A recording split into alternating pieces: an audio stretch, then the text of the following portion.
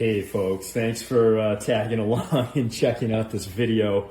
You are indeed looking at my feet, so you know this is going to be a lot of fun. I've got these shoes here, these reinforced toe shoes here that I am reviewing. Got another pair of sneakers that I use just kind of for kicking around. I have a size 9 foot. You can see my sneakers here are the same size, so these shoes here are indeed true to size. These are size 9s. They are right on the money in comparison to my other pair of shoes here, size 9. So no issues there.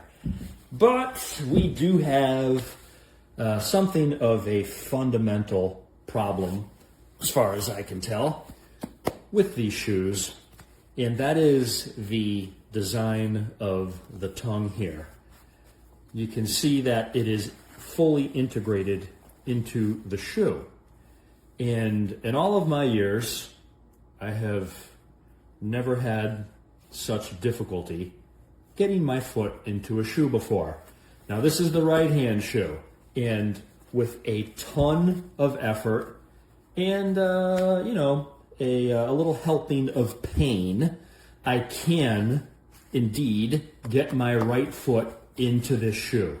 It's not pretty. I'm not going to try it now. It's just not fun to do. I cannot get my left foot into this shoe. There is not enough flexibility in this design. The pull tab in the back of these, I thought maybe if I can grab the tab to help work my foot in there. These pull tabs, I can't even get my pinky won't fit in that pull tab. There's not enough to grab onto to leverage this shoe on.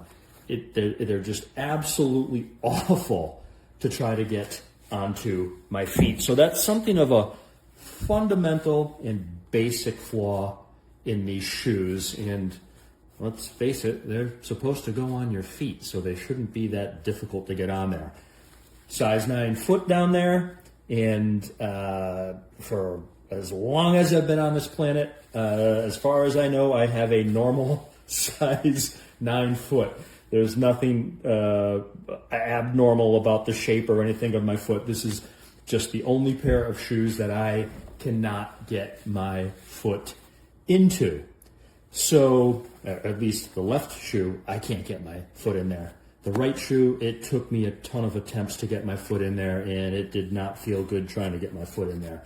So what I'm going to do is I'm going to cut the tongue material here. I'm going to cut back like an inch or so I can get these tongues to flex open a bit. I'm going to cut that side, and I'm going to cut an inch of material on this side as well, so I'll be able to get my feet into these shoes. So I'm going to go ahead and cut these, wear them around a bit. I can already tell you that I do like the soles on these shoes. I got these for wearing in my workshop. These are kind of carpeted mats right here, but over there, right over there, this is kind of a vinyl, industrial vinyl flooring. And the soles on these shoes, just using my hand like this and kind of putting them on the floor, on that vinyl floor there, the soles on these shoes are super tacky on hard and smooth surfaces. They really grip like nobody's business on those surfaces. So I'm pretty impressed with that just on a cursory level, but I'm going to go ahead and cut these so I can get them on my feet, and I'm going to wear them some more, and I'll come back and tell you what I think. Thanks, folks. And I am back after having made my custom modifications to these shoes so that I now actually can get my left foot into that shoe. And you'll see basically I have cut the tongues so that I have more space to work with. We'll see how long that holds up, but that is what I had to do to be able to get my feet into these shoes. I have been wearing them now in my workshop, and I have found that the traction with these soles is excellent on the solid, smooth surfaces like the vinyl industrial flooring right over there. So fantastic traction on solid, smooth surfaces. And you'll see, obviously, we've got all of these cuts and cross cuts, just like sight beams on a good tire. But you also have lengthwise valleys on these shoes. They run the full length of the sole. So this is one, this is the second, this is the third, and here is the fourth. You can kind of see the high points here. This is a peak, that's a peak. There's one right there, and then the two outside edges are peaks as well. So these are nicely designed for those solid, smooth surfaces to give really good traction. That's what I am experiencing here. There is a removable insole with these shoes. There's really not much to these insoles. There is very little padding or cushioning with these whatsoever. And for that matter, there is very little, if any, cushioning in these shoes at all. Moreover, you don't have any arch support in these shoes. These things are as flat as a 2x4. So if you need a shoe with arch support, you are not going to get any with these shoes. I prefer shoes with arch support, but for kind of puttering around my workshop, I can deal without it. But otherwise, I want shoes with arch support, and these don't have any.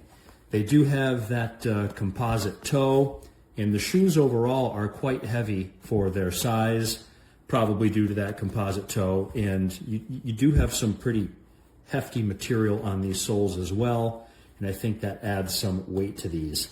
They are moderately comfortable, I would say average.